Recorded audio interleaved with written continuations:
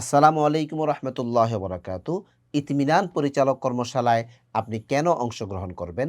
এই পর্যন্ত আমাদের ১৮টি বেইচে প্রায় ২৫০০ প্লাস পরিচালকবৃন্দ অংশগ্রহণ করেছেন। আমাদের পরিচালকদের মন্তব্য শুনুন। এরকম শত শত মন্তব্য রয়েছে আমাদের কাছে। আমি মনে করি এই ধরনের প্রশিক্ষণের প্রত্যেকটা মোতালেমে আসা প্রয়োজন। আসলে উদার মনে বলতেছেন, এটা তো আসলে ৩,০০০ টাকা, এটা কিছুই না, এটা আমাদের পিছনে খরচ হয়ে গেছে। আমার মনে হয় ৫০,০০০ টাকা দিলেও এই উলুম আমরা পাইতাম না।